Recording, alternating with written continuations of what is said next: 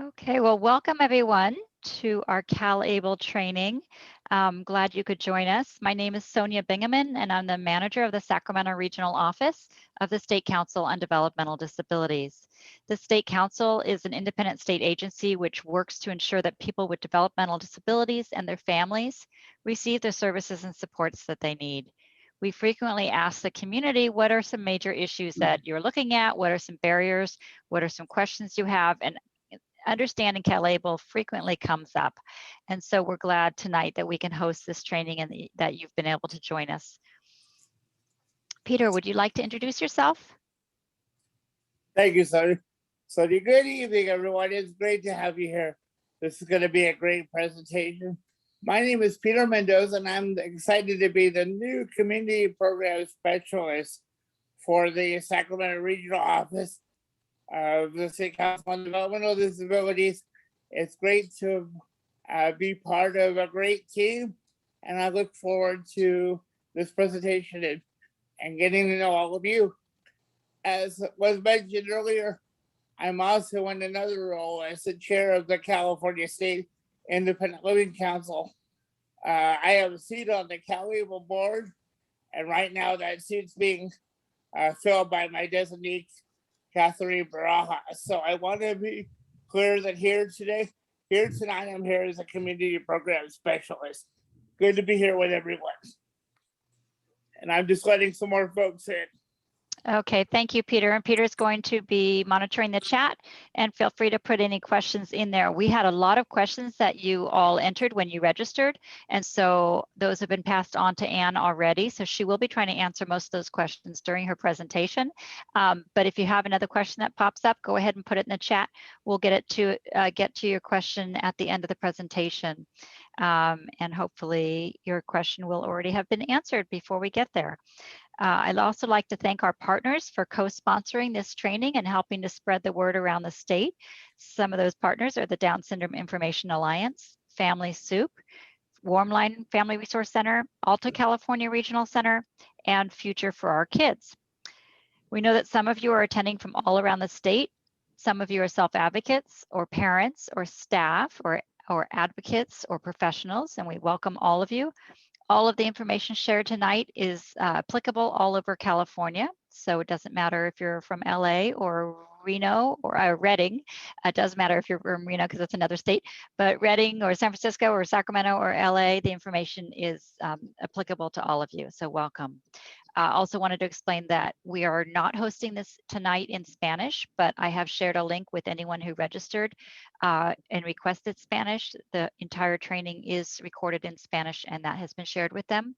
If you're here and you speak both languages, you're welcome to stay, but the information is available in Spanish, and that will be shared out as well as other resources. This PowerPoint will also be shared. We'll post it again in a few minutes in the chat, as well as email it and a recording of tonight's training to you probably tomorrow. If you have any follow-up questions, please feel free to contact Anne. She will be sharing her contact information. She is with CalABLE, or you can contact myself and I'll forward your question appropriately. Again, thanks for joining us. So I'm going to launch a very quick poll just to see where we are right now. Actually, where you are, and if you have a CalABLE account. So the question is, can you see that? All right, I see people answering. I have a CalABLE account for myself or my loved one. The answers are yes, no, or thinking about opening one.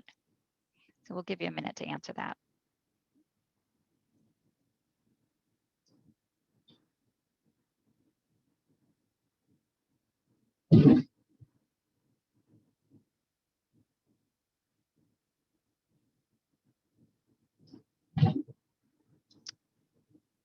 Okay, just a few more seconds here. Did everybody get a chance to answer?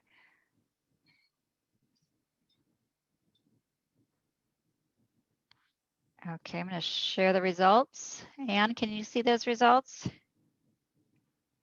I can, and I want to steal that from you. I think that's a great idea to have an opening poll like that. You may steal that. So the answers were that So 8% of you do have a CalABLE account, and 55% of you don't, and 37% are thinking about it. So I'm glad you're here tonight. So thank you for participating. I'm going to stop sharing that. And now I'm going to go ahead and turn things over to Anne. Thank you so much for taking your time this evening, Anne. We planned this months and months ago, and we know that evenings are sometimes the best time for family members. So we're glad that we could make this work. Again, it will be recorded. So for those who registered and can't make it, or if you have to drop out for any reason, we will share the recording. So thank you again. And please always feel free to reach us. I'll put my email in the chat box. If you think of other trainings that you'd like, other information you need, you can always reach out to myself in the Sacramento Regional Office of the State Council, or to your local State Council office, and they can assist you too. So without further ado, thank you so much, Anne. I'll turn it over to you. Well, I just want to thank everyone for being here. This is a great number. 73 of you have been here, and that is just amazing. I know we've been kind of zoomed out, but I hope I can share a little bit of information about CalABLE. And I want to begin with a video that we just recently produced. And this is one of our account holders. And so I want to share this with you.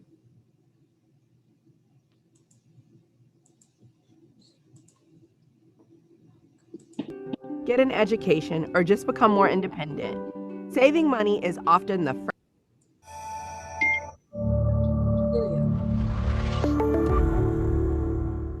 Money can't buy you happiness. We've all heard that before, right? While that may be true, achieving your dreams often requires learning to manage your finances. Whether your dream is to own your own home, get an education, or just become more independent, saving money is often the first step. I know, talking about managing money can be very intimidating, especially for people with disabilities, who also have to consider the added expenses of living a life with a disability and the limits placed on what we can save if we receive government benefits. Your dreams can come true. It's happening for me. I have a disability, and saving for my goals is now a reality since I opened my CalABLE account. With CalABLE, I am investing some of my money so that it has a chance to grow. I'm saving for an accessible home and to grow my business. Maybe you want or need to save for expenses like moving, or getting a smartphone, or a computer. Maybe you want to save for something big, like a vehicle, or to purchase a home.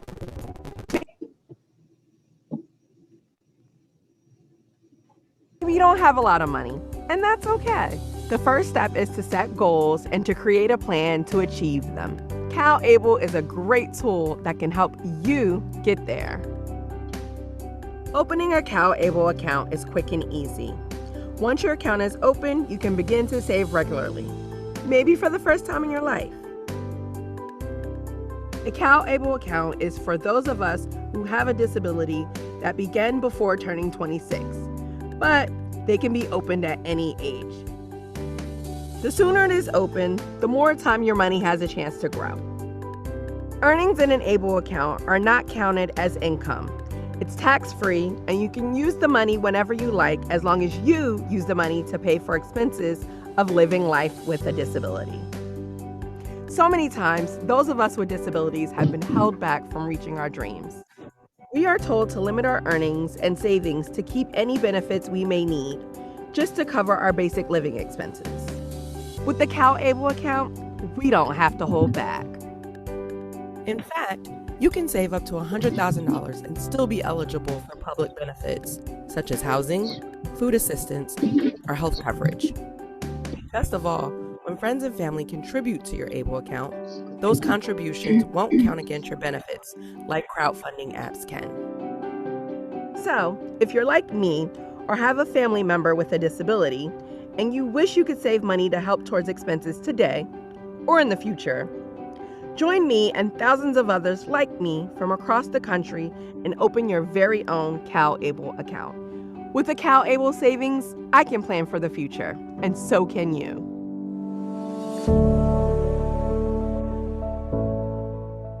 Call the number on your screen or visit calable.ca.gov to become a CalABLE saver. If you would like to learn more about financial planning, like setting a budget, saving to buy a house, or even understanding your credit score, visit the California State Treasurer's website. The National Disability Institute and ABLE National Resource Center provide information specifically for people with disabilities on the path to saving and investing with CalABLE. Dream, plan, succeed. CalABLE will help you plan for your best possible life.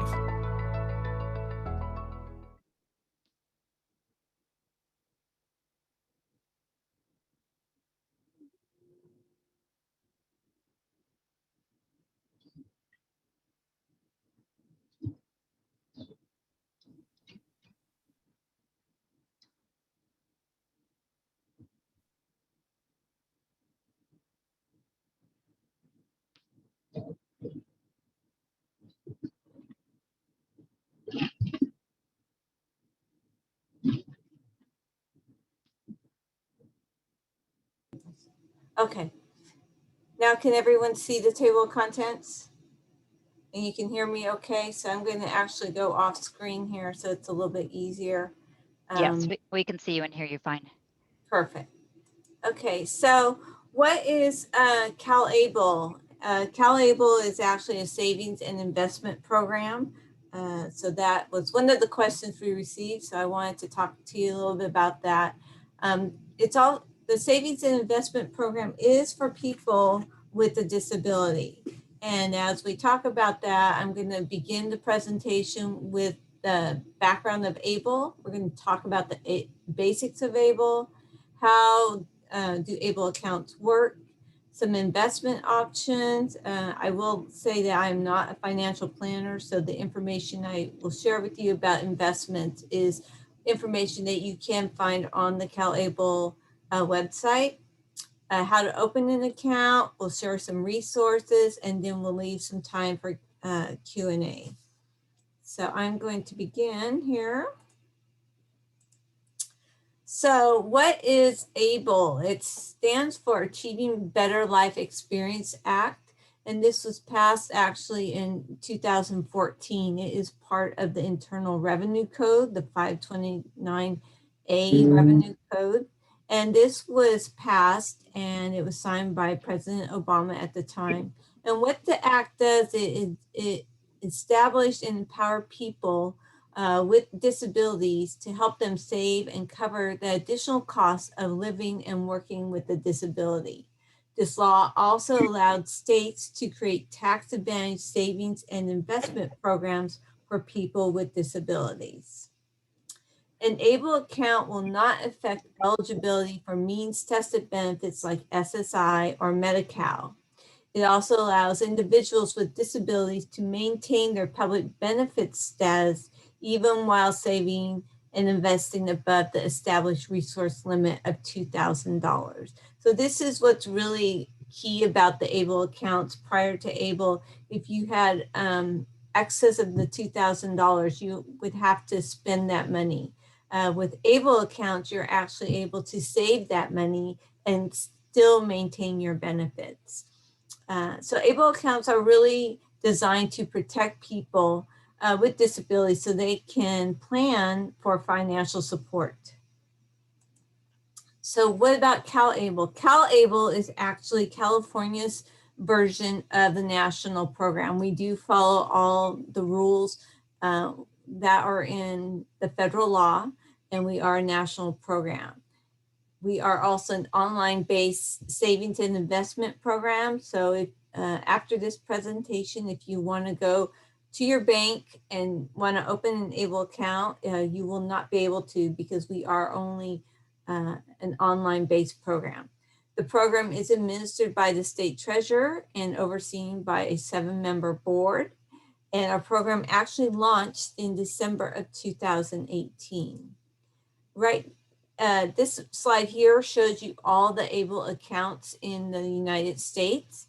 Right now, there are 43 states that have ABLE accounts.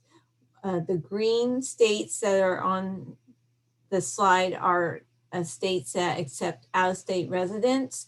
So An example of this would be if you lived in the state of Kansas and you wanted to open a CalABLE account, you can open a CalABLE account. You don't have to live just in California. The states in orange only accept CalABLE. You can only have ABLE accounts in those states. And the states in gray do not have ABLE accounts yet. Currently, as I said, we opened our doors in 2018, and currently we have over 5,000 account holders with over $50 million in assets under management. So we are the fastest growing ABLE account in the nation, and we're really proud of that. So I just wanted to let you know that we are definitely growing. So ABLE basics. First thing you need to know is you can only have one ABLE account. So as I mentioned, you can live in a different state. So if you live in the state of Kansas and you want to open an ABLE account there, you would only be able to open one ABLE account. You couldn't have a Kansas account and a CalABLE account. You can only have one account. The beneficiary is always the account owner.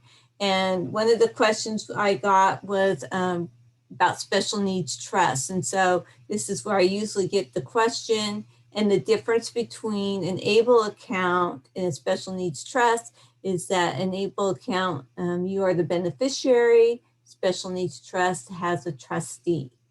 So the next bullet point here talks about authorized legal representatives. Currently, to open a CalABLE account, an authorized legal representative can do it. That is defined as a parent, a legal guardian / conservator, or power of attorney. In October, the IRS passed some final regulations, and in that definition for authorized legal representatives, they also allow, ABLE has allowed rep payees to open accounts. Currently, CalABLE does not have that available on their system. We are working with our program administrator to get that activated, but right now we do not have that capability. So I just want to let you know that legal representatives can open ABLE accounts, but for CalABLE, you cannot open an account as a legal representative because we don't have that option available yet, but we are working on that. So who is eligible? So I like to just say, to be eligible to open the ABLE account, you must be an individual with a disability, and the onset of that disability needed to occur before your 26th birthday.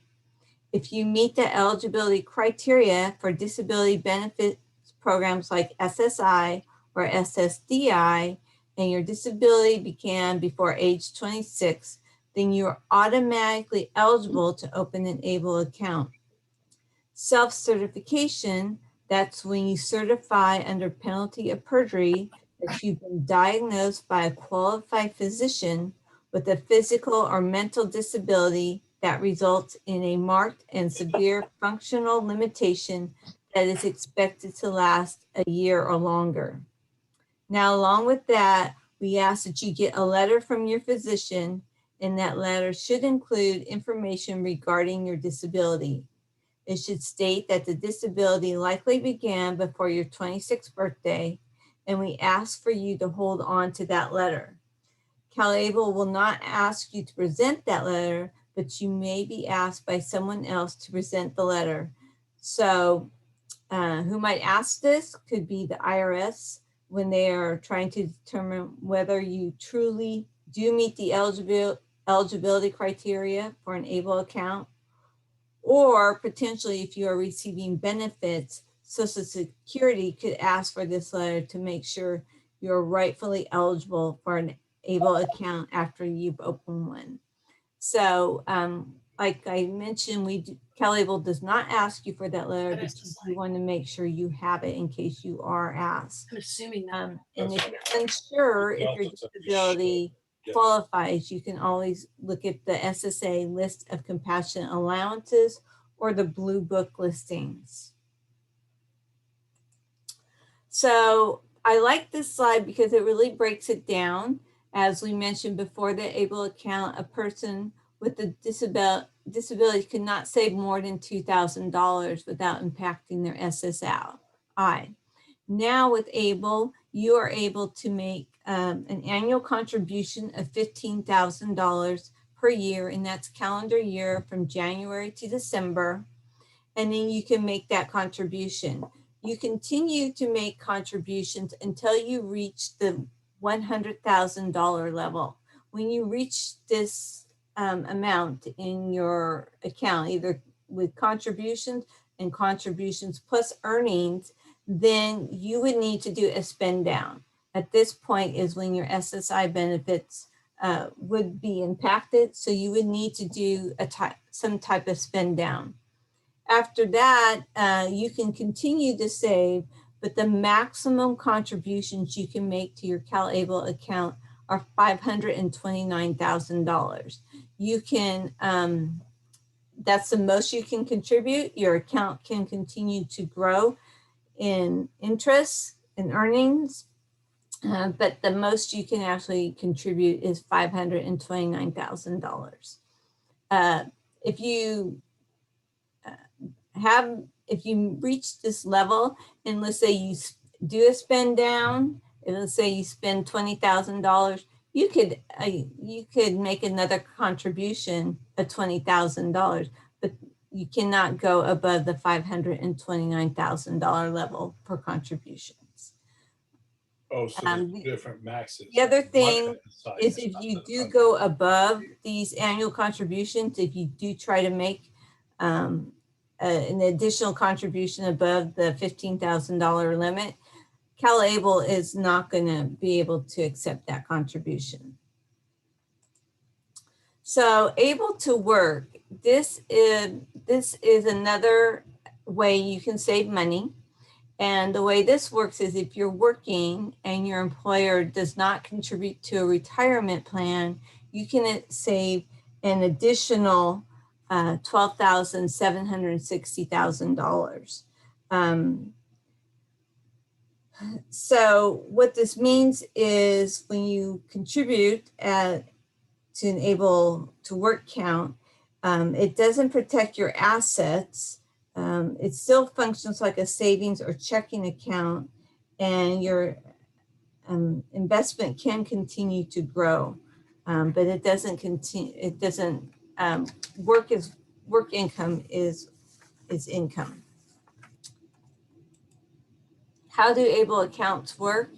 As I mentioned, if you're contributing through work, the accounts, it's designed to protect assets, but it can't protect income. They function like a savings or investment account. Anyone can contribute. Funds are tax exempt as long as they are spent on qualified disability expenses. And the qualified disability expense is defined by the federal government as any expense related to the designated beneficiary as a result of living a life with disabilities that helps maintain or improve your health, independence, or quality of life. These categories are intentionally broad, and we have a few examples here. Education is one of the things that you could use your CalABLE account on. If you needed to pay for tuition, books, you needed a laptop, any of those items that you would need for education are allowable. Housing, I'm going to cover in just a moment. Transportation, if you use public transportation, you can use your CalABLE account. If you wanted to go to the movies, or you wanted to visit your friends or whatever, if you needed to use Uber or Lyft, you can use your CalABLE account for that. Healthcare expenses, if you have therapy that you're going to need, you can use it for any healthcare related expenses.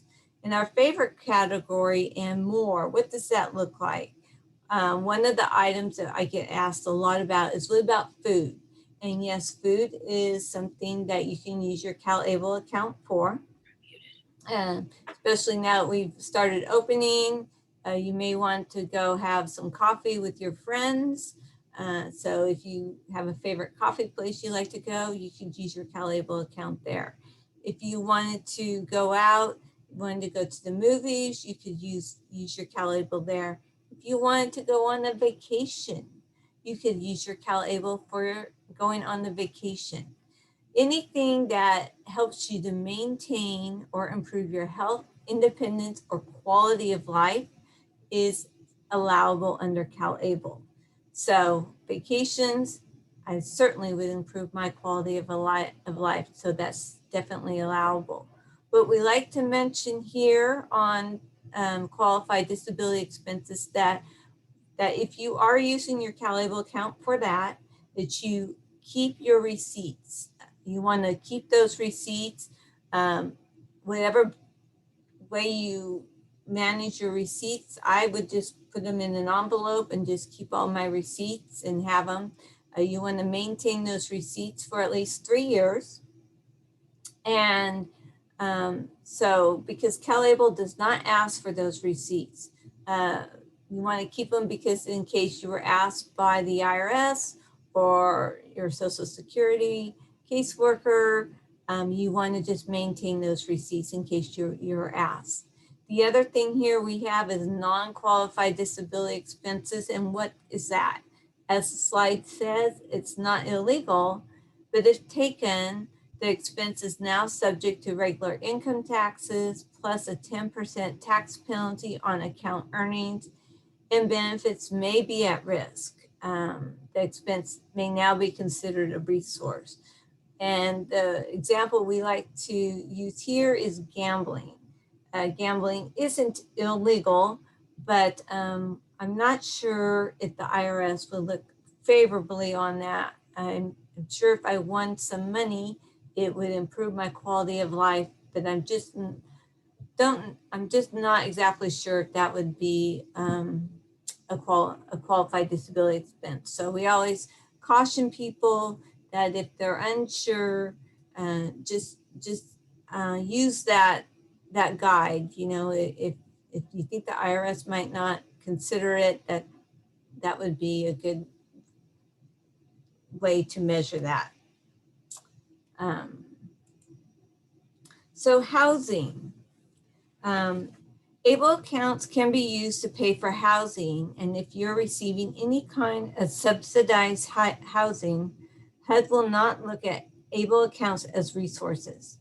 HUD excludes the following items: ABLE funds in determining family income, third-party contributions from being counted, the entire value of an ABLE account from household assets, and they will exclude any distributions from an ABLE account and not consider them income. The one thing they are clear about is that if you are earning income, just putting it into an ABLE account won't turn it into non-income.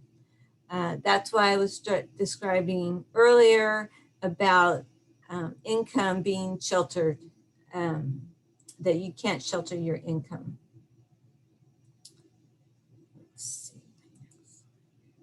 So as a California resident, you have some extra protections.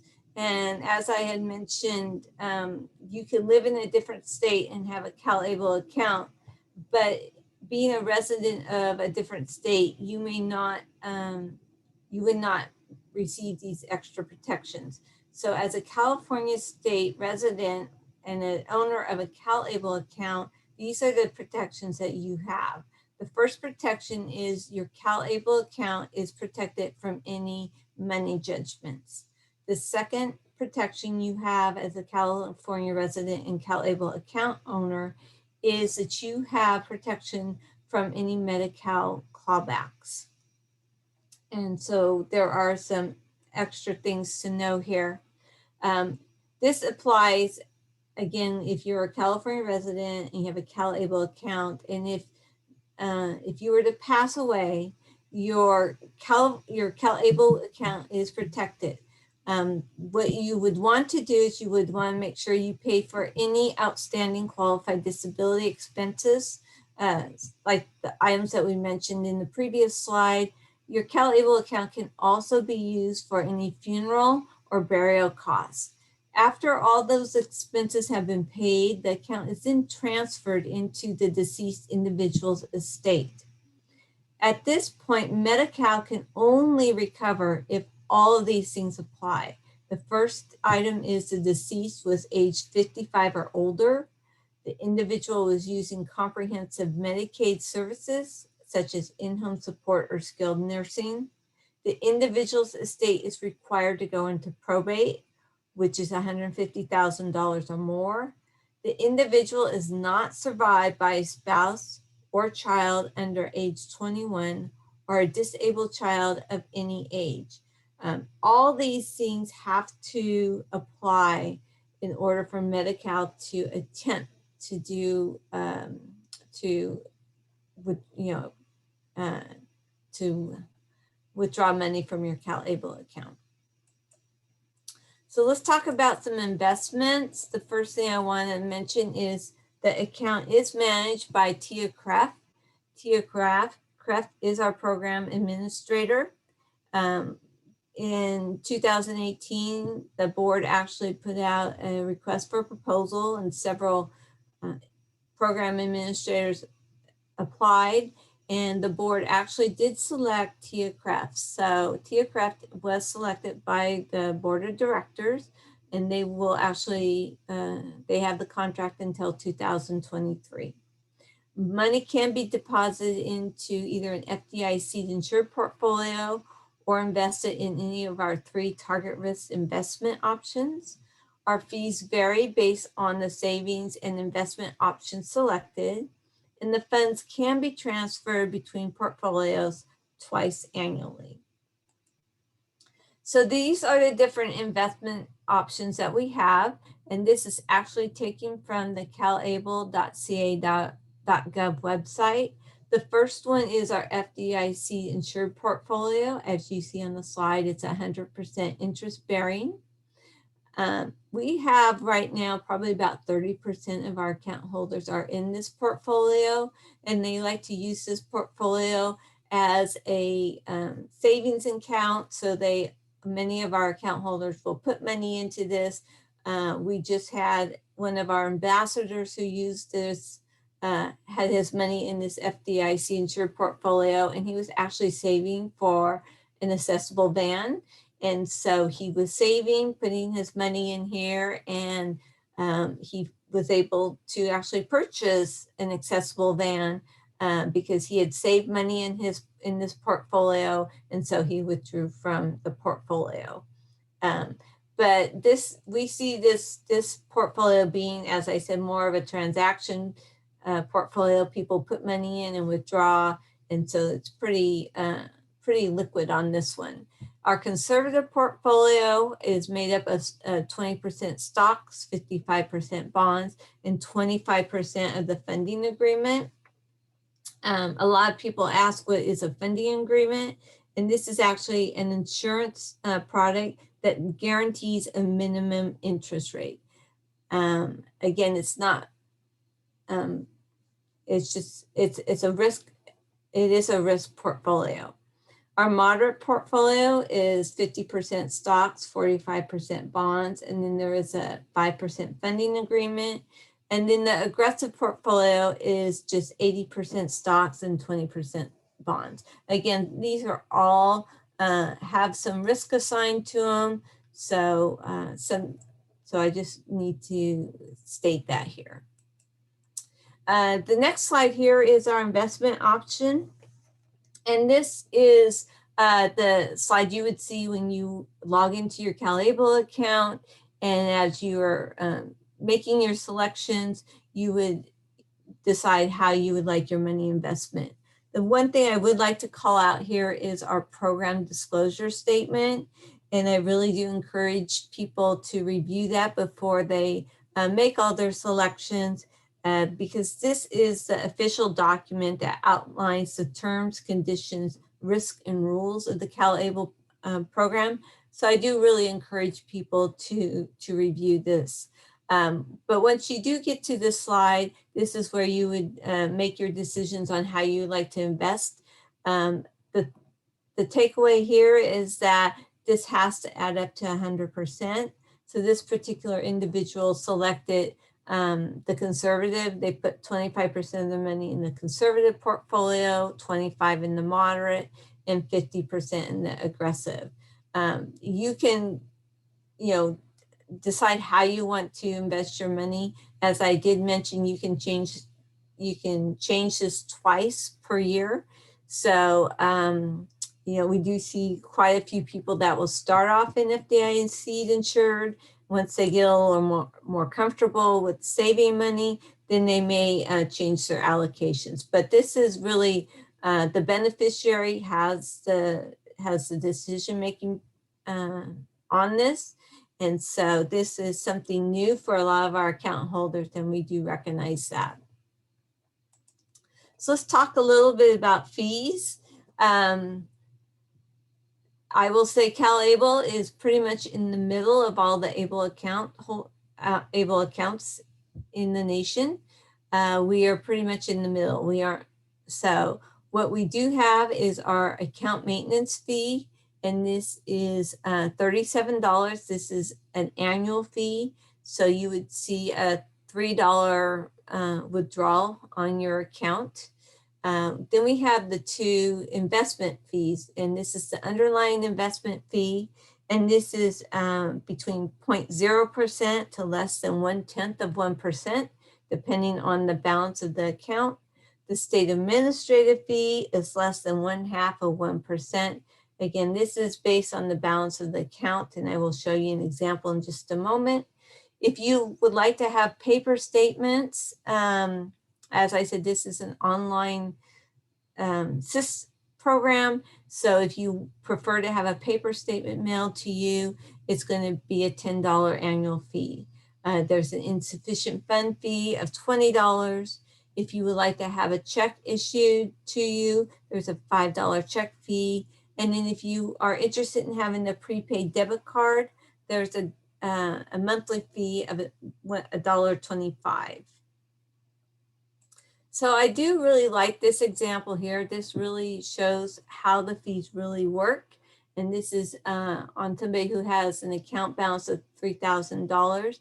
As I mentioned, in the FDIC insured portfolio, there is that $37 annual maintenance fee. And so you would continue to see that $3 monthly fee come out of your account, even in the FDIC insured portfolio. In the investment portfolio, you still have that maintenance fee, but then you have those additional fees of the underlying investment fee. On this example, depending on what portfolio you selected, it could be between $2.40 to $2.70. The state administrative fee, again, this is based on that $3,000 account balance. That is $13.20, with a total annual fee of $52.60 to $52.90. So roughly $5 a month is what you would be seeing charged to your account if you had an investment portfolio along with your in your portfolio. So opening an account, as I mentioned earlier, it's an online enrollment process. Contributions and deposits can be made by anyone via electronic funds transfer from a bank, or you can send in a check. We did have a question about the Golden State, the Golden State checks that were just issued, and those can actually be deposited into your CalABLE account. So I just want to let people know that. Also, I had a question about can SSI checks be deposited? And yes, SSI checks can also be deposited into your CalABLE account. So I wanted to answer those questions here. We also have, if you're a CalABLE account holder, called an e-gifting option. And this is similar to the crowdfunding option, where if you were saving for, like my example of our ambassador, he was saving for an accessible van. So what he did is he set up an e-gift, and then he shared that link with his family and friends. And so then they were able to make contributions to his ABLE account. So it's an easy way to do that. People don't need to call you and say, what's your account? So they can just do it directly. The last option we have here is what we called our prepaid card.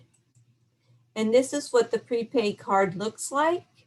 And I just want to remind people that the prepaid card, when you select that option on your CalABLE account as you're going through and setting up your account, you do need to go into a different portal. It will say, do you want a prepaid card? And you say yes, then you would select that box on the CalABLE system, and then you would go through and fill out the information to get your prepaid card. A little different than what we're normally used to when we go to the bank, open up our checking account, and then 2 days later our debit card arrives. You do need to actually tell CalABLE that you would like to have that prepaid debit card. The other thing is, as I've mentioned, it is a prepaid debit card. So you do need to actually put money on this card. It's not as we're very used to having our debit card come and then it's just, we can spend as much money. With the prepaid card, you do need to actually put money on this. What we see this is a really helpful tool. A lot of authorized legal representatives with their adult are, opening these accounts for their adult children. And so this is a great way that you can have put money on this card for your for the beneficiary. You could put $200 if you want to let them, and then they can manage their own money. So this is a really good tool. We've seen a lot of people enjoy having this option.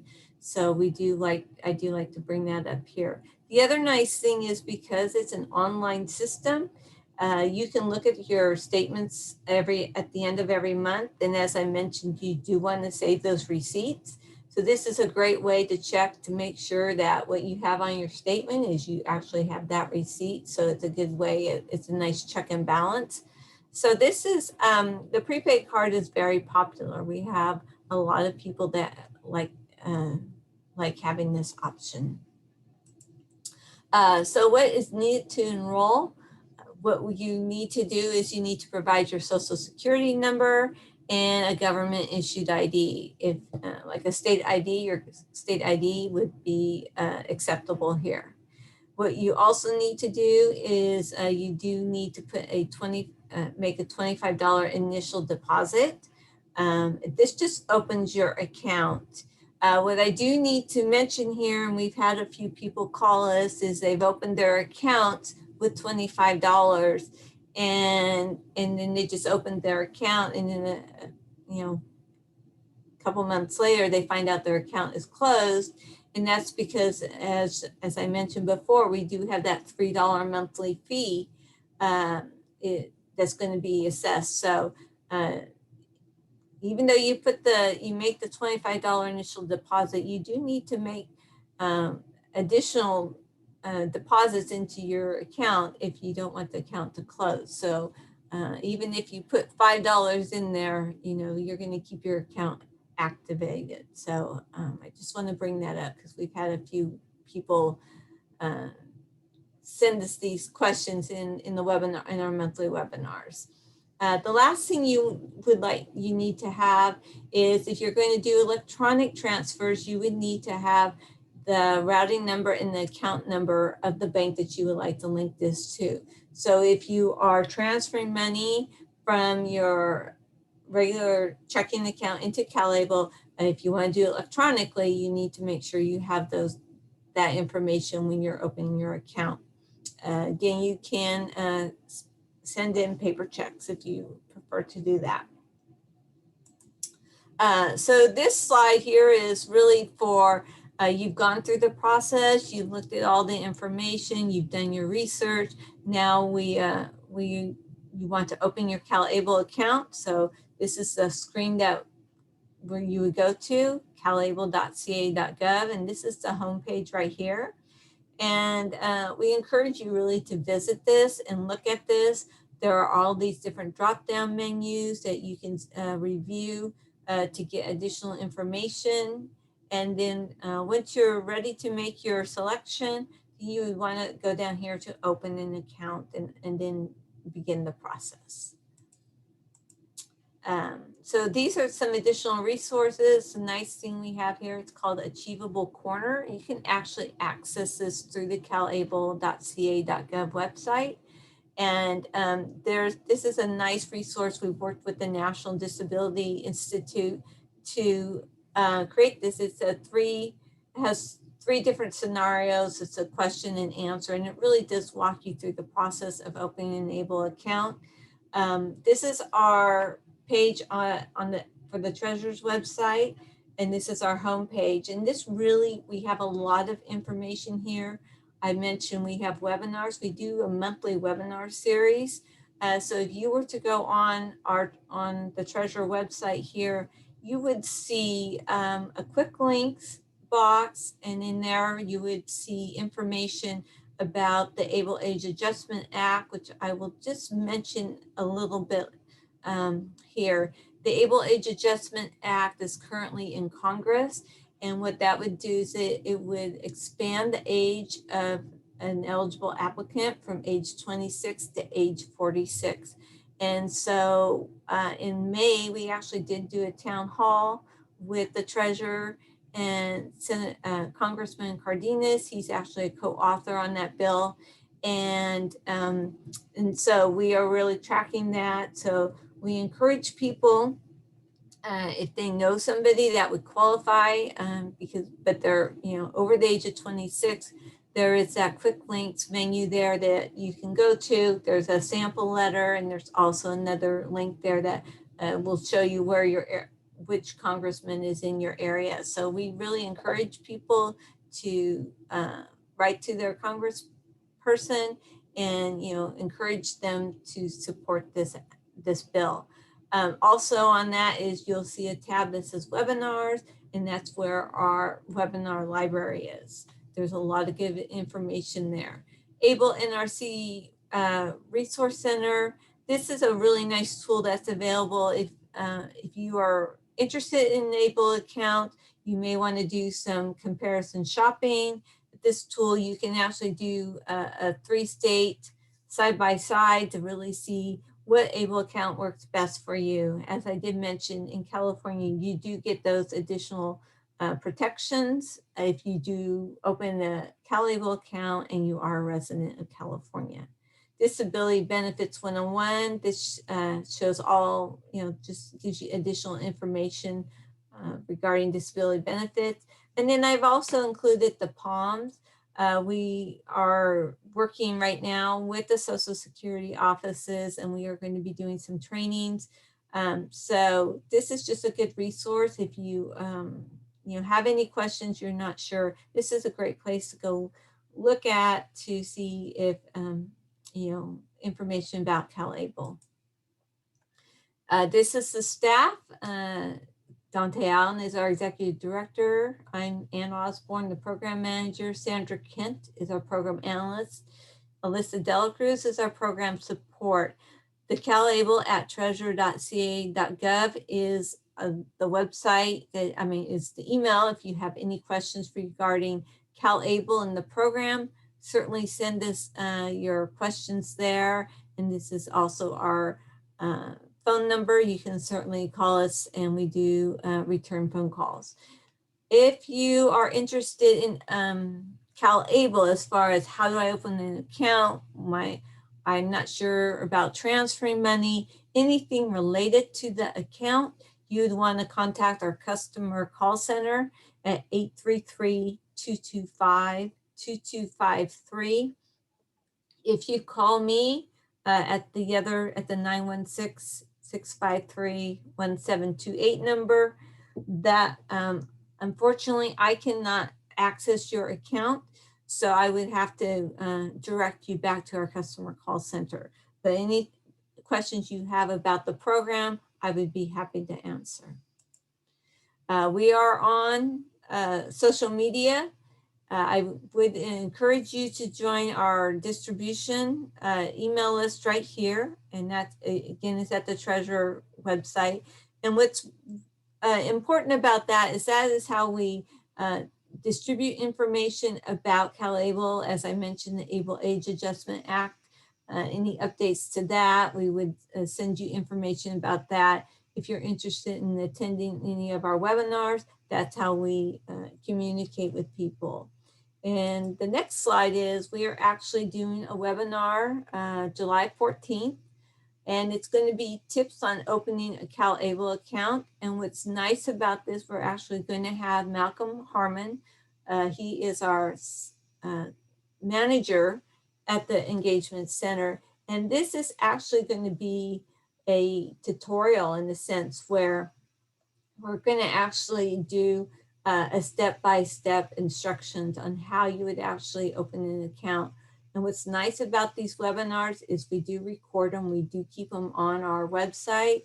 So we do know that we have a lot of regional centers that, you know, they get asked questions. And so this is going to be a great resource for those regional centers and also for customers if they're just not quite sure of how I should do this, or they might get stuck and they're just not sure. This is going to be a really valuable tool for them. I did include the link here, but I also included that in the materials that I gave to Sonia. So if you're interested in signing up for that webinar, I would really encourage you to do that. I will take questions in a moment. I do need to share this with you since we are part of the Security and Exchange Commission. I do need to share this with you as well.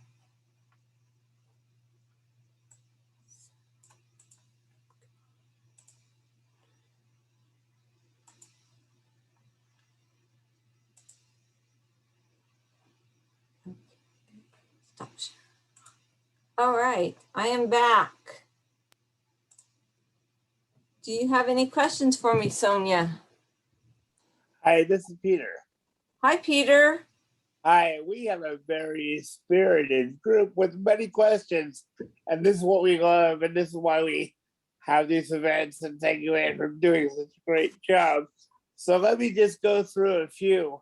We had some questions that I just want to clarify because there have been a couple about folks who want to open an ABLE account for themselves or maybe their family member who don't receive supplemental security income or SSDI. Can you just clarify that once again for the group? Sure. They definitely would be eligible. Again, they do need to have that disability to occur before their 26th birthday. And the way they would do that would be through the self-certification.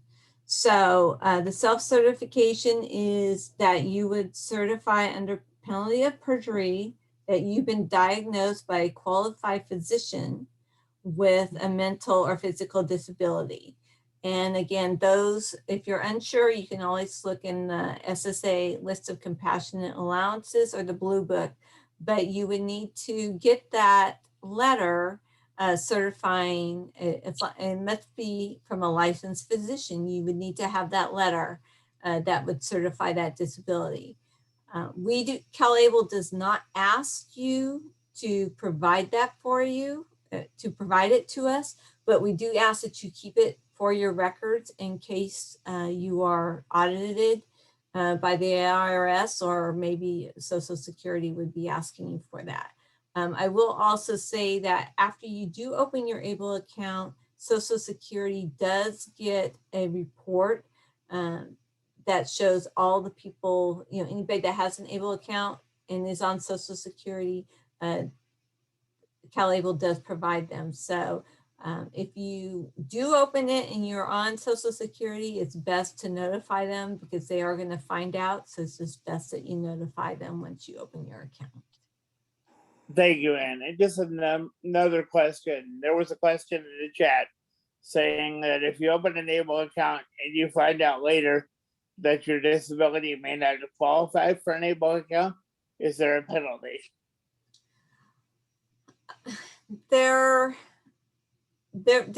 been some new regulations on that, and we're still reviewing those.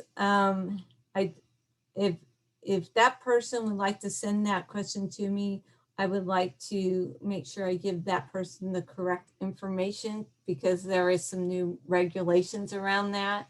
So I just don't want to answer it incorrectly, but I'm happy to get the correct answer for them. No worries, and thank you. And the other question that I have, there was a question about whether there's an age limit for opening an ABLE account. There is not. The requirement is that the disability has occurred before your 26th birthday. So, and we get asked this question quite a bit. If you were, since we're so new, you could be, 40 and be on, have a disability. And as long as that disability occurred before your 26th birthday, you can certainly open an ABLE account. There is no age limit. Children, parents can open these accounts for their children, after they've been diagnosed. So that's what's really nice about these accounts. As long as you have that disability prior to age 26, it doesn't matter how old you are. You are eligible to open a CalABLE account. Thank you. And we have a few more questions, and I know I'm sort of doing rapid fire, so let me know if I'm going too fast. But another question in the chat is the account holder required to have a social security number? That is part of the identification process. We do need to have that social security number, and we do need to have a government state ID.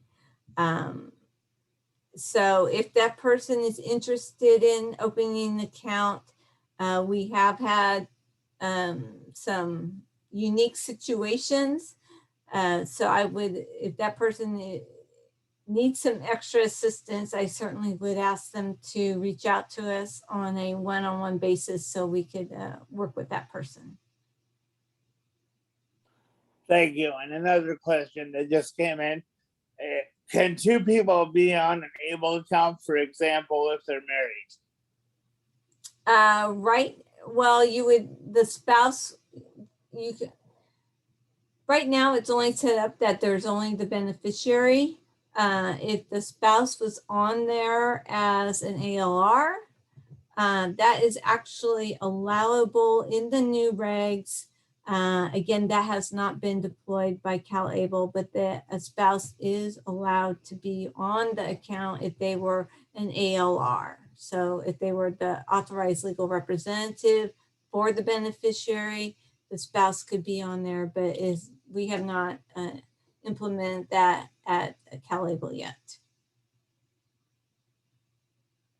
Okay. And I just want to make sure this is for acronyms is ALR, authorized legal representative? Yes, yes. Okay. And the other question is IHSS, is funds from ABLE account allowed to be used to supplement IHSS, which is in-home supportive services? For those who don't know, that is funding that allows people with disabilities to be able to hire a caregiver, to be able to pay for a caregiver. And I would say yes, because that would be considered a qualified disability expense. You need to have that caregiver to, to do the things that you need to do in your daily living. So yes, that definitely would be allowable.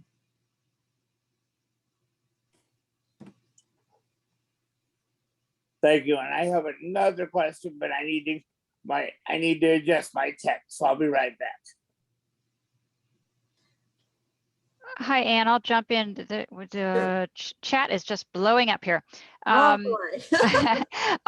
And we've got plenty of time, so no rush. Are deposits into the account tax deductible for the contributor? At this time, California has not allowed that to happen. There has been we have, presented that to the legislature, but they have not allowed that yet. So that is something we are working on. Okay, go ahead. This is Peter. Can you voluntary close your ABLE account, and what are the penalties, if any? You can close it, but remember, there would be penalties if you were closing it and you weren't using. If you were to close it, there would be penalties because you would need to be using it for if let's say you had your account and you liquidated it for qualified disability expense, there wouldn't be a penalty for that. But it depends how you're closing that account and where that money is going. If you're, so there are, I don't think I'm answering this question correctly. I'll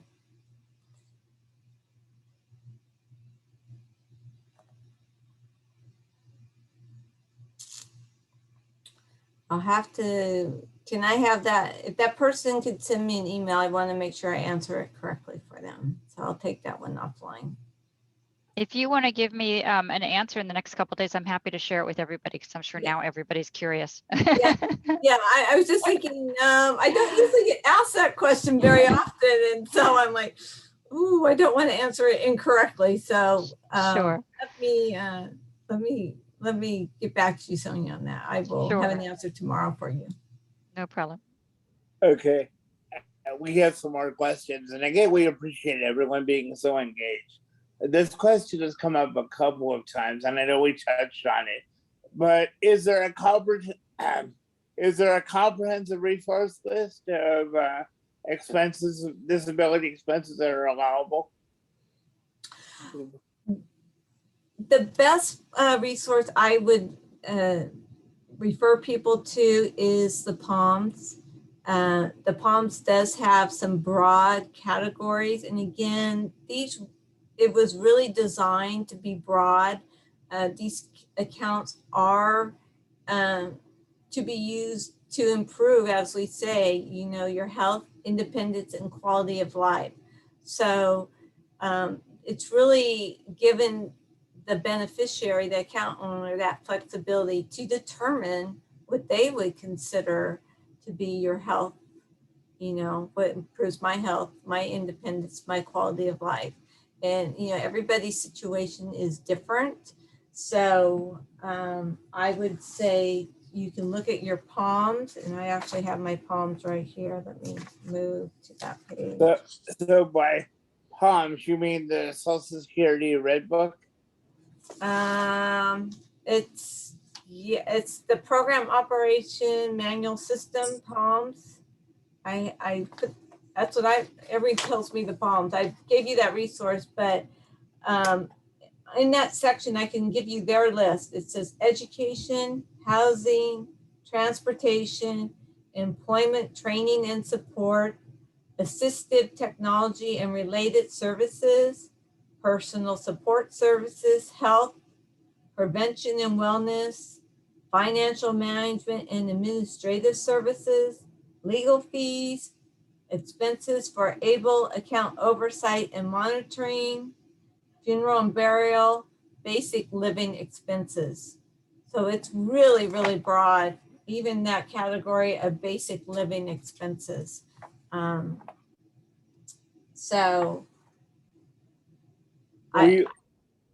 had a question about where we get the PALMS.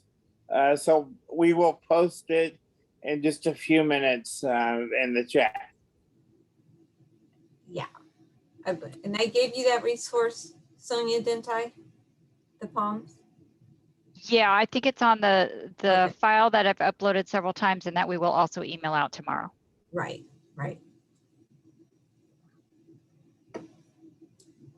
This is Peter. So another question we have is the income generated from a CalABLE account taxable? So anything that you, in your CalABLE account, if you earn any interest or anything that is not taxed, you don't need to report that.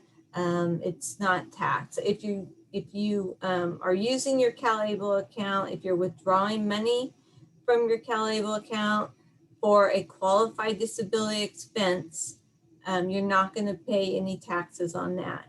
The only time you would pay additional taxes is if you were to withdraw money from your CalABLE account for a non-qualified disability expense. And the example I gave was gambling as a non-qualified disability expense.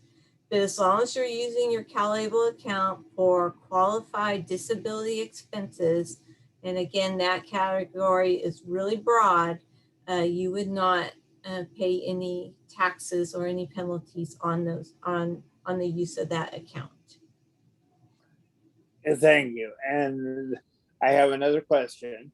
Can you transfer the money from your CalABLE account to another account in another state if you move out of California? Yes. If you were in California and we moved to Kansas, that seems to be my favorite state right now. Don't ask me why. But yes. So you could move, if you moved to Kansas, and let's say there were some protections in Kansas that, that you would benefit being a resident of Kansas, you can absolutely move your account from your California ABLE account, and you could go in and use, open an ABLE account that is for Kansas. You can absolutely do that. Okay. And another question, how can you withdraw money from your ABLE account if you're not using a debit card? If you're not using a debit card, you could actually transfer money from your CalABLE account into your regular account. You could do that. But again, if you're going to do that, you want to make sure you, can account for that transfer. So the only thing, so it'll say you transferred $20 into your regular checking account. And then you went to the movies and you spent $20 at the movie. You want to make sure you had that receipt that, could validate why you made that transfer. So yes, you can do that, but you just need to make sure that you can account for all those transfers and that they were used for qualified disability expenses. And another question, this person just wants to clarify, can a power of attorney set up an account for a person with a disability? Yes, they can. They absolutely can. They are considered an authorized legal representative.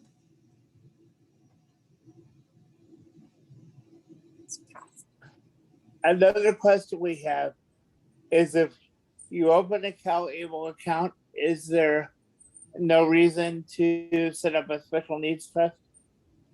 That's a great question. We do get asked that question a lot. The nice thing about CalABLE is, and this is where we see a lot of this special needs trust being used, is number one, CalABLE, it doesn't cost you any money to open a CalABLE account. And the beneficiary is the one that has, control over that account. Special needs trusts are usually more expensive, and you have a trustee that's, overseeing that account. What we have seen is we have seen people with special needs trusts that will transfer money into their CalABLE account, and they'll do this to pay for rent. We do see that, people using their CalABLE account that way. So they might transfer that $15,000 over at the beginning of the year. And then as the year goes through, they'll withdraw that rent out of that CalABLE account. So because I know my understanding is that rent isn't something that you can actually pay for out of a special needs trust, but you can pay for that out of a CalABLE account. So we do see them being a partner in that relationship. Again, it really, with the special needs trust, if you don't have a large sum of money, because they are expensive to set up, this is a way that you can protect that your money is through that CalABLE account.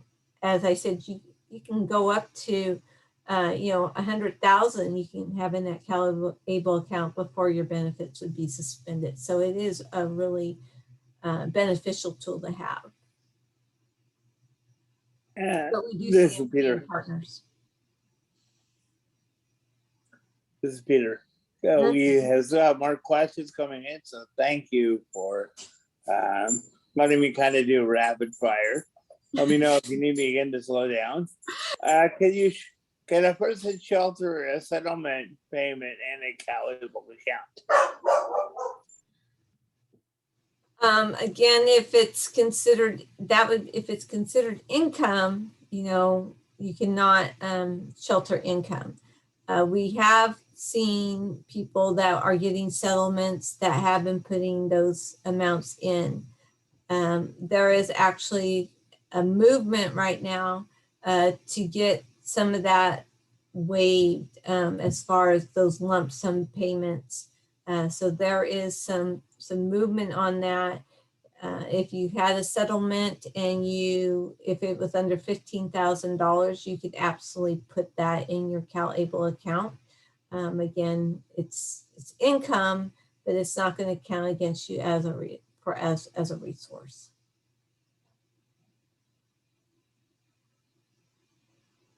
Okay, thank you. Another question we have is there a specific language around the self-certification letter that the doctor needs to complete? Actually, there is a sample on ABLE NRC, on the ABLE NRC website, and I believe we gave that to you as a resource earlier.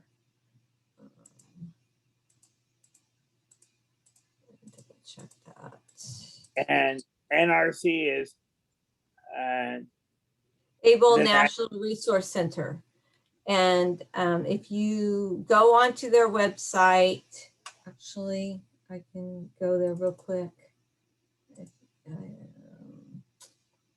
Give me a second and I can actually find it for you. I've been asked this question a lot lately. So I'm getting pretty familiar where it is. So. I got it, Anne. I'll put it in the chat. Okay. So if you go on their website and you go into their free resources and it's under frequently asked questions, then there is a drop down where it says eligibility, and that is where you would go to find that sample document that you could use. Okay, this is Peter again, and thank you. Another question that we just had is, can you transfer all the money for a special needs trust into a CalABLE account? You can only transfer $15,000 per year, and that's January to December. So if your special needs trust has more than $15,000 in it, you could only transfer that $15,000 in the calendar year. And then you can transfer another $15,000 the next calendar year, but you can only do $15,000 per calendar year. And Anne, if I can chime in, I think that's another real big difference between a special needs trust, because sometimes people do have settlements that are much larger, or maybe an inheritance that might be $50,000 or $100,000, and they can put that into a special needs trust, but they could only put $15,000 a year into a CalABLE account. They really are very different, and a lot of people have both accounts because they serve different functions and they're set up differently. So it's important to learn about both kinds of accounts and decide which one works best for your situation, or whether both of them would work well together. Thank you, Sonia. And we actually did do a webinar on special needs trust and CalABLE account. I believe we did that last fall. So if you went on to the CalABLE Treasurer website and went into our webinars into the library, you would see the special needs trust and CalABLE working together.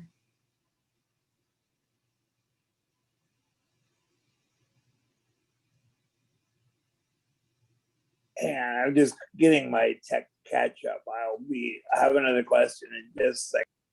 Oh, no problem. If they did not make the diagnosis.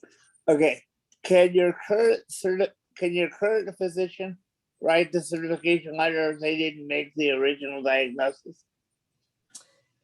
It can be from any licensed physician, as long as they are licensed and they are willing to write that letter. Again, remember, it's going to be under penalty of perjury. So you want to make sure that, your licensed physician can certainly write that for you. It doesn't need to be the original physician that first diagnosed you.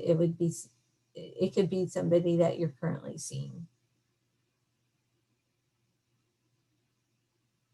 Thank you. Hold on. We have one more question. Just give me a second. I want to make sure I'm going to ask correctly. So yes, I'll be right with you.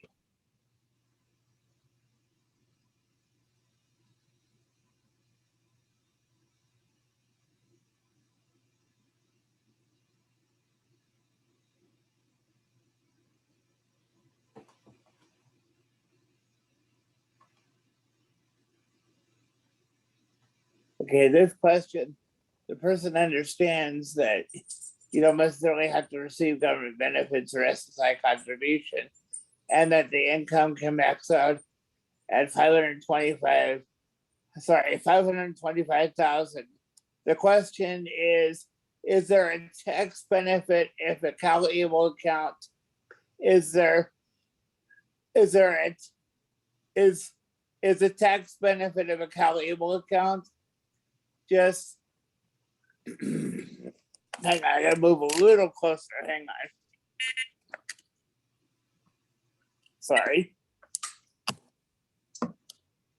Is the tax benefit of a CalABLE account just earnings are tax-free, or are there any other benefits to a CalABLE account? Well, I'm not really up on the tax code. I don't have all that, but I would say the benefit of having the CalABLE account is that if you are receiving, if you're on SSI or SSI, and you have that $2,000 means tested benefit that you cannot exceed, having the CalABLE account allows you to save above that resource. If you are somebody with a disability and you have a CalABLE account, what are those benefits? And the benefits are really that you can use that money for, qualified disability expenses. And I can just use Dante Allen as our executive director. He has a CalABLE account. He's, works every day, but he says he has his CalABLE account and he's putting away for retirement. So, that's another way he can just save a little bit of money every month and just, have that put away. So there are definitely benefits, so I think for us at CalABLE, the benefit is really providing that savings and investment opportunity for people with disabilities. So that's how I would answer that question, since I'm not a tax person. Thank you. And another question that we just received is, can a person pay their home balance of their home mortgage if it's under $100,000 with their CalABLE account? That would be a housing expense, so they can use their CalABLE account to pay for that. Again, if you're going to use your CalABLE account to pay for housing, you want to make sure you do it within that same month. So if you were to pay off your mortgage You know, if it's, let's say $50,000 and you have $50,000 in your CalABLE account, you could do that, but you want to make sure you pay it off in the month that you're going to withdraw from it. So if you're going to withdraw that money, make sure you withdraw it, you know, in the month. And I actually forgot to mention that, so I do apologize. So the example I usually provide is that if you were to pay rent, let's say in July, you would want to make sure you would withdraw that money July 1st to pay for rent on July 5th. If you were to withdraw it today on June 30th, it would count as a resource because you withdrew it in June instead of July. So you do always want to make sure that if you're using your CalABLE for any housing related expenses, is that you always withdraw it in the same month. So that's paying your mortgage, paying your utilities, any of those items, your water bill, any of those items, you want to make sure you do it within that month. So I do apologize that I didn't mention that earlier in the presentation. So thank you for asking that question. Thank you. And another question is, are ABLE accounts paid with fees, or is there an index fund option? That's a really good question. We do have fees that that are applied to your ABLE account. And I did mention those fees earlier. I do believe our accounts do have some index funds. Again, I'm not I'm not really the financial expert on that. Let me go to my CalABLE here.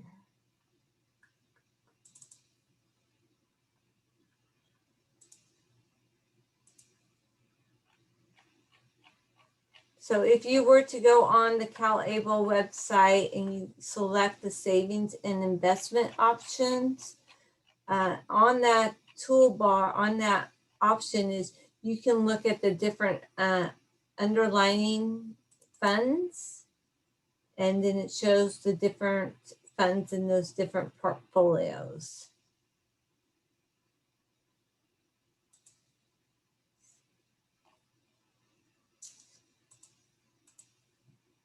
I'm not sure if I answered that question. If I didn't answer the question, if somebody would like to send that to me offline, I can do some more research to get the right answer for you. That sounds good. So either send the question directly to Anne or to Sonia, and we'll get that question answered. So another question that came in, for a person with a disability who is diagnosed with their disability at age 19 in or about 1983, how would one get those records? Apparently at that time they qualified for SSI, and then they went to work for many years, and now they are returning to work.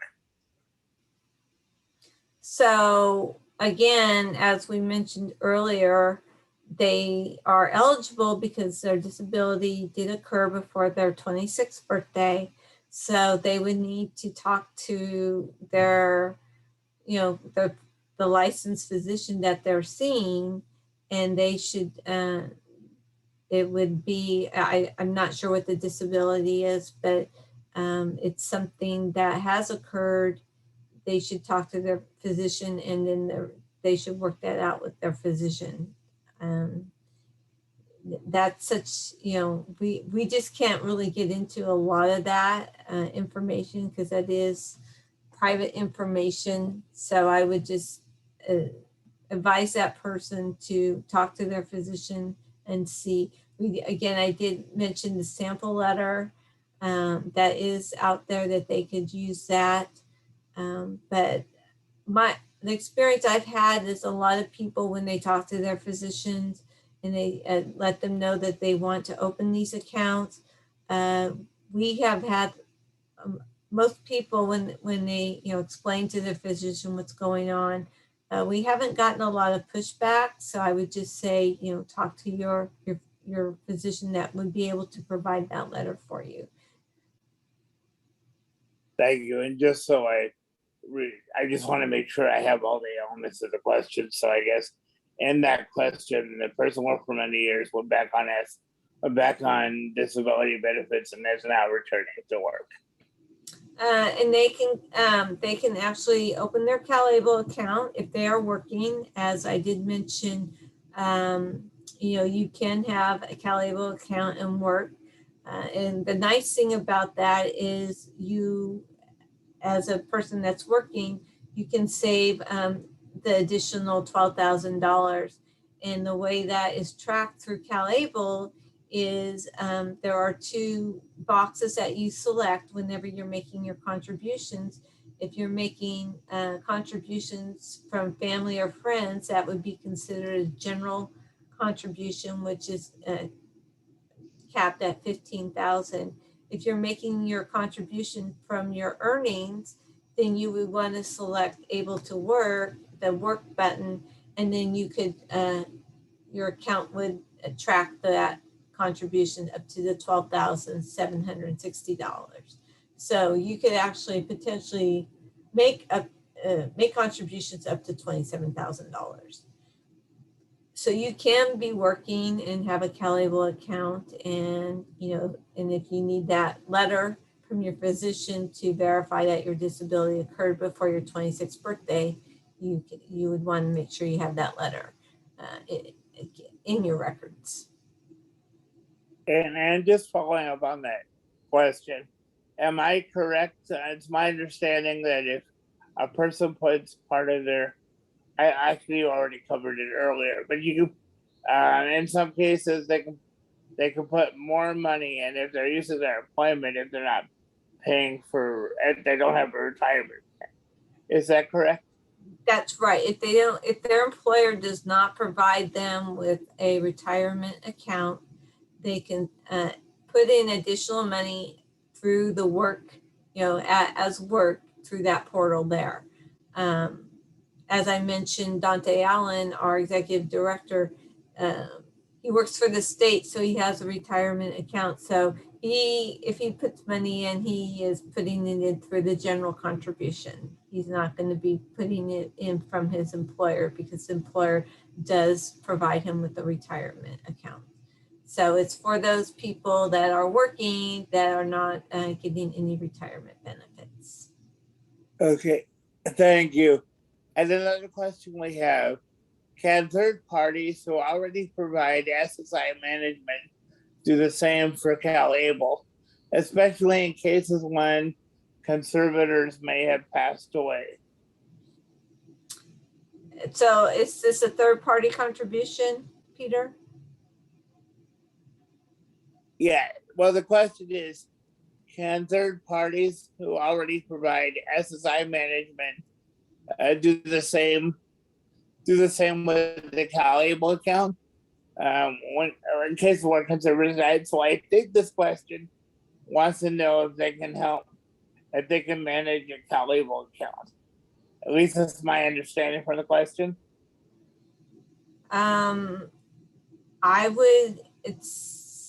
So right now, the only, the person that can open the CalABLE account is the beneficiary or an authorized legal representative, which would, for CalABLE, is a parent, conservative or legal guardian, or somebody who has power of attorney. That is, those are the 4 people that can be on that CalABLE account, and the 3 people that could manage the account on behalf of the beneficiary. If I understand this third party, it sounds like it would almost be like a rep payee, if I think that's what this may be referring to. And at this time, we do not have that functionality on the CalABLE site for rep payees to open CalABLE accounts on behalf of the beneficiary so they can help manage the account. That functionality is not available on CalABLE yet. We are working on that, and we are hoping to have that done by the end of the year. I think that's what that question is about.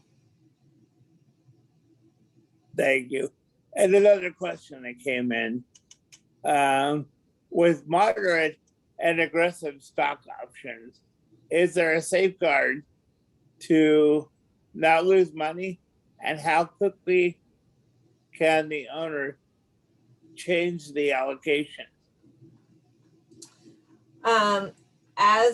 As we talked about, these are target risk investment options. So there is some risk involved in those, and that's why there are different options available. The conservative, has a smaller rate of return, but it's got a smaller, there are risks to all of the investment portfolios. You can make changes twice a year. If you aren't comfortable with a risk, you would probably want to look at the FDIC insured portfolio, because that is, a guarantee that one is protected. And as I mentioned, we do see about 30% of our account holders in this doing FDIC insured portfolios. As people, what we have seen in our 2 years of being open is we have seen people starting to divide their investment options. They still like having that security of the FDIC insured portfolio, but they may want to take a little bit of a risk. And so that's when they would select one of those other portfolios. You can actually do this twice a year. So if you could do it very minimal. If you just want to if you're very concerned about it, maybe you only do 5% of your allocation in a risk portfolio. But if you're not comfortable, you certainly don't need to select that. Again, you do have those options. So maybe you might try a little bit. And, if you're not comfortable after you've tried it, you can always change that allocation back to your FDIC insured portfolio. Again, it's really up to the account holder, what their level of comfort is in managing their CalABLE account.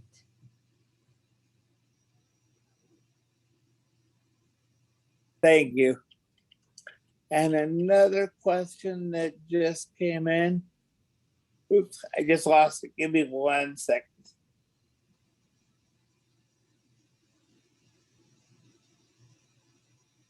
Apologies. Are there Roth? No. Can you hear me okay? Mm-hmm. Okay, sorry. Are there Roth IRA accounts for a CalABLE? All the accounts for CalABLE have been reviewed by the board. The board does select, looks at the portfolios, and all those are reviewed by the board. Roth is not one of the options. I'm looking right now at the underlying fund is the conservative portfolio, and there's quite a few different indexes here. Yes, we had the index question. So I would advise this person, they have sounds like they have more financial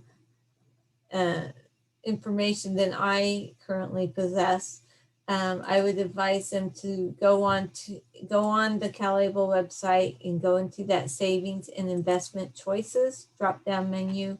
And again, in that option there, it will show you all the different underlying funds associated with the CalABLE accounts.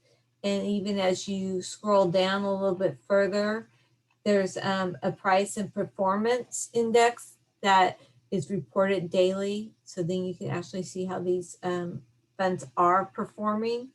And there's also the fees and expenses tab. So if you're really, you want to have all that information, it is certainly provided on the calable.ca.gov website under the savings and investment options. And I'm going to chime in here with a question about, let's say you're a 25-year-old who is a client of the regional center and you have a part-time job. When you get your income, you can put it, let's say you have an ABLE account open, you can put your income into the ABLE account, but you do need to still be reporting your income. It's not a way to not report your income. It's Correct. just a way that you won't reach your $2,000 resource maximum. So it's not a way to hide your income from SSI or from Social Security. It's just that it will help you to avoid reaching your $2,000 resource maximum. So am I saying that correctly? Sounds like you're saying it correctly to me. Okay, all right. Because when I hear the word shelter in some of the, comments, it's not about hiding money. No, because yeah. remember, these accounts are being reported. So if you're on SSI, they're going to know what's in your CalABLE account. So Right. you're not going to hide it. They're going to see. So based on your income, your SSI may still get adjusted if you have a job. However, you just won't be reaching that $2,000 maximum. You could end up saving, $5,000, $10,000, $20,000 if you have extra money each month. But you do have to still be reporting to SSI, and your SSI will be adjusted accordingly based on your income, based on your earnings from your job. That's correct. And I do not know all those metrics. I know that there are different metrics, and I'm just not the expert on that. So I trust your you deal with that a little bit more than I do. So I'm going to defer to you on that answer. But you are correct. Right. I don't want to get into the issues of how much that gets deducted from your income, but I just wanted to clarify that point, that money coming into the ABLE account, you still have to report your earned income, your wages from a job that you have to SSI. Right. You can't just stick it in your ABLE account and think that Social Security is not going to find out about it, or that you don't need to report it. You still need to report. Okay, I'm turning it back over to you, Peter, because I see the questions just keep coming in. Yeah, we're rocking tonight. This is really good. Thank you all. So first, I posted the Palms. Actually, it's under Peter Steck, sort of my alter ego. Actually, I'm using 2 computers and asked somebody to give me a hand to do this for you tonight. So my tech posted the Palms link. And let's see, another question that just came in. When your account reaches $100,000 in contribution plus interest, do you have to spend it to keep it at $100,000? If you go over $100,000, do you lose benefits? Yes, you will get a letter from Social Security saying you need to do a spend down.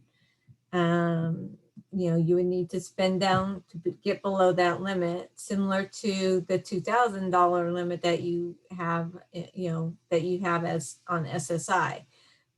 If you aren't worried about that, if you're like, oh, I can manage without my benefits, you can continue to save up to the $529,000 limit. But if you still need to have those benefits, then you would need to do a spend down to get below that resource. And then once you're below that resource, you could save again until you get to that $100,000 limit. But if you do want to maintain your benefits, you do need to stay below that 100,000. That's a lot better number than the 2,000. So. Right. I'm going to give Peter a minute to look for any other questions that haven't been asked, and I'm going to go ahead and launch another poll question, and then we will continue on with the questions. So I am launching it right now, and the question is, did you learn something about CalABLE accounts? Either yes or no. And the second question is, are you satisfied with this training? Yes or no. And we need to have this information for our funding source, which is the federal government, because they like to know what kinds of trainings we're offering the community. So thank you for answering these questions. And any sort of comments that you want to put about the training, how we can make things better, what you liked about it, please feel free to put in the chat or to email me later. We always appreciate hearing from you. Okay, you should be able to go ahead, Peter. Yeah, and I'll keep this up for just a couple more seconds. No problem. And another question we have is the $529,000 limit a lifetime limit?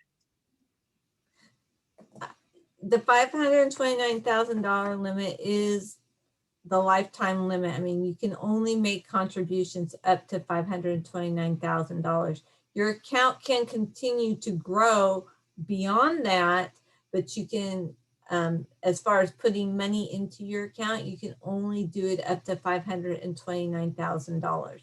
Now, if you wanted to withdraw, you reach that limit and you withdrew some money out of your account, and let's say, like I said, you withdrew $20,000 out of your account, you could then add another $20,000 later, but you can only add up to $529,000.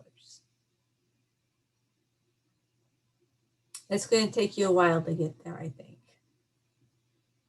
Thank you. And another question that came in, who can we contact after reviewing all this information? You can actually contact, my email is Anne, A-N-N-E, .Osborne, O-S-B-O-R-N-E, @treasurer.ca.gov. And also, you can also reach out to the CalABLE @treasurer.ca.gov website. So either one of those emails I will respond to, and I also respond to the CalABLE @treasurer.ca.gov. It's an @ Sonia. Got it. I'm fixing it. So yeah, so either one of those I will respond to. Perfect. There you go. And they will be in the PowerPoint that we'll share tomorrow as well.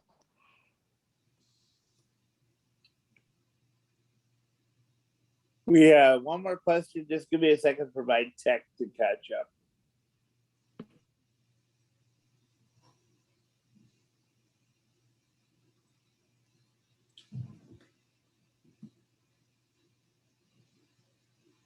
Okay. Does this account require you to take a minimum deduction when you reach a certain age, like 70? Nope. You can, withdraw whenever you want, or you can keep it in there as long as you want. There is no minimums, as far as how much you can put in. I mean, there is, you can only put $15,000 in per year, but as far as when you withdraw, that's totally up to you as the owner of the account. And I'm going to ask a question that we hear a lot in the community. What happens to an ABLE account if the account holder passes away?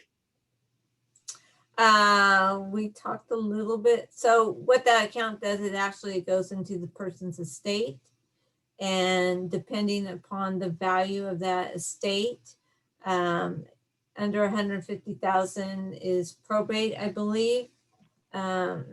So, and then under $100,000. Oh, you're asking me a question. It's too late for me, Peter. Let's see, let me get back there. I have a question as well. One just second, please. Okay. The individual's estate is required to go into probate. That's $150,000 or more when the person passes away. And yeah. So, and then if it's over that, and Medi-Cal can't claw back anything that's if it's in probate. Let's go ahead. Kimberly, was it you who had a question? I see you unmuted. Yeah. Go ahead. I have a couple different comments here to clarify something.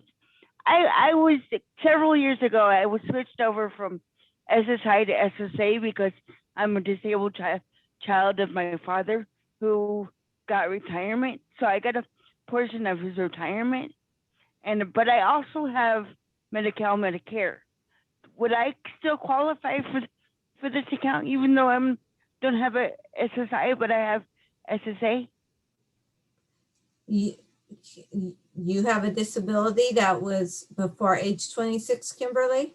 I was born with it, yes. Yes. Then yes, you would definitely qualify for Even though it's CalABLE. SSA, but not SSI. But I do have Medi-Cal and Medicare. Yes, because you have a disability that was before age 26. So anybody So with that a I would still disability, qualify then. you certainly Okay, would. and then I have another question. I have a payee service, and they keep telling me I have to stay under to the 2,000 cap. Does that still qualify, or does that still apply to me, even though it's not SSI? As far as Kimberly, Sonia. I'm not sure about the SSA. I know for SSI, it's a $2,000 resource, but that would be a reason to have a CalABLE account if somebody's saying that you're too close to your $2,000 limit. Well, yeah, because I've had to do a few spin downs to stay under that, so I don't get penalized for it. Yes. But so you could open now I'm understanding, because I'm not on SSI, does that still apply to me? Yeah. Having SSA. Yes, because you have a disability. As long as you have a disability prior to age 26, you are eligible for a CalABLE account. I think she's asking about the resource limit. I'm not sure. Have to stay under the limit? I'm not sure. It's SSA? Kimberly, I don't want to answer that question right now because that's not what the training is about, and I don't want to give you wrong information. So we can look that up and get you some information afterwards. Okay. Well, the whole reason I was referred to this training was because I have Medi-Cal, and they thought that it would still apply to me because of that. And you could open an account. That's okay. What Anne is saying. You can open an account. Whether the 2,000 max resource limit applies to SSA as well as SSI, that's the question that I don't want to give the answer to right now. Okay. But yes, you can open a CalABLE account if somebody is telling you that you're too close to a $2,000 resource limit. The money in the CalABLE account would not count against that $2,000 resource. So yes, it could be a good idea. But whether there's that resource limit for SSA, I'm not 100% sure, and I don't want to answer that, if that makes sense. That's why I was here to find out if I would still qualify, even though, Yes. Thank you very much. Sure, of course. Peter, back to you. Okay, another question we have is, can a CalABLE account holder, hang on, my tech just moved everything for me. Can a CalABLE account holder have their account in a living trust to avoid probate? Can they have their account? Can they have their, I'll re-ask the question. Can they have their ABLE account in a living trust to avoid probate? I don't want to answer that. That is something that your attorney would probably be able to answer that better. I don't want to answer that incorrectly. So I would have to advise you to talk to an attorney on that one.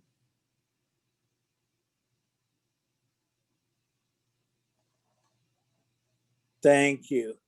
And I think those are the questions we have. I did want to give an opportunity for anyone who is not able to use the chat to be able to answer one question. Again, if you were not able to post your question in the chat, if you'd like to ask a question, please go ahead.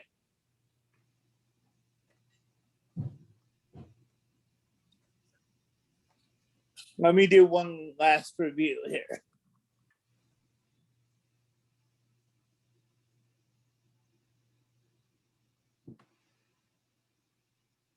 Yeah, if anyone feels like their question wasn't answered and it maybe was even way at the beginning, please feel free to raise your hand or go ahead and unmute. We have a few minutes still. Judy, we've got one more question. Peter, do you see that one? Yeah, I do. Great. Okay, so we talked about the need to keep receipts for 3 years. Does the IRS audit the beneficiary on how the money is spent? If so, how often? We have not, CalABLE is part of the National Association of State Treasurers. And they, it's all the treasurers nationwide. And to my knowledge, we have not heard of any account holders being audited. Like I said, these accounts, it was approved in 2014. I think the first accounts opened in 2015. Again, CalABLE came on in 2018, and to my knowledge, they have not. But we do advise people to maintain those receipts. Again, this is part of the IRS tax code.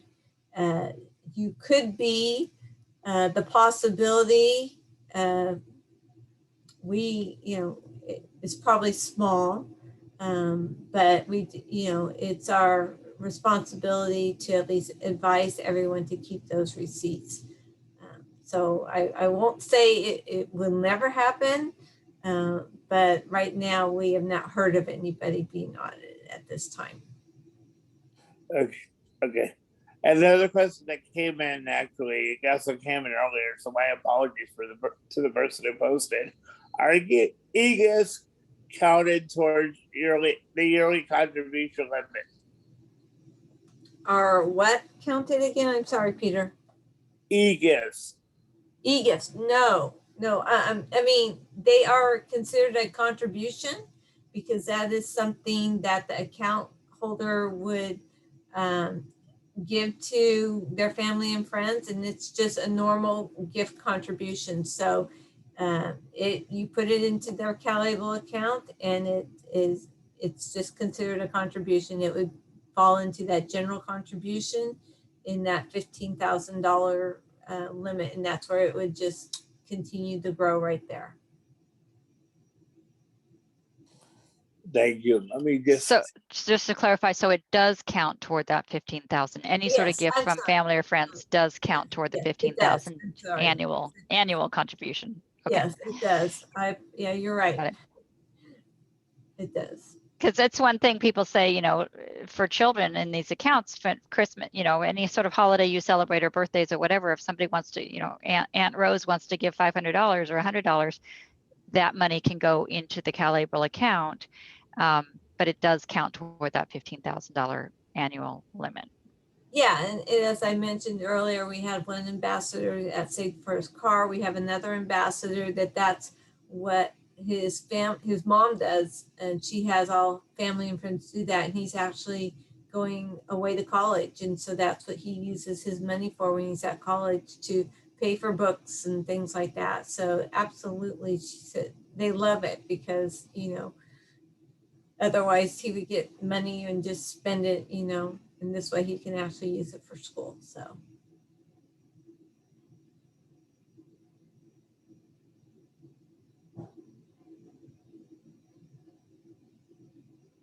Hang on, I believe another question just came in. Just give me a second to work with my tech.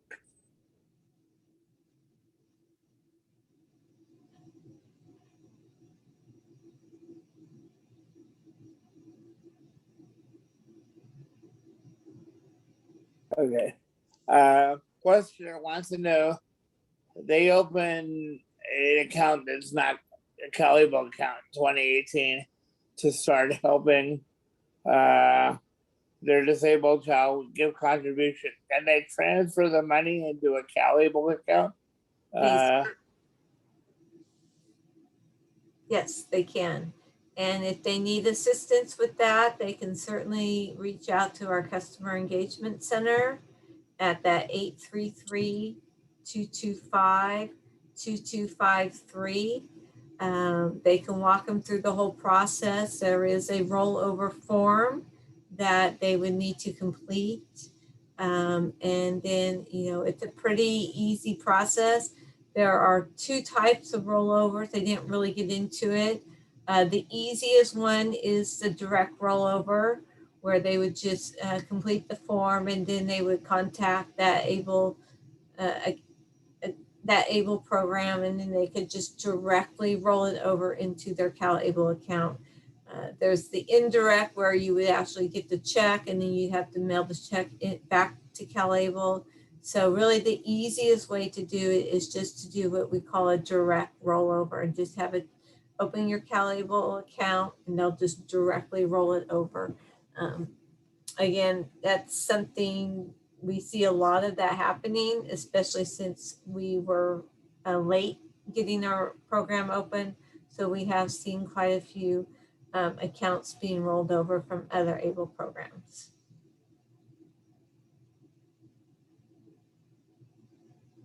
Thank you. Let me just do a scroll to see if more questions came in.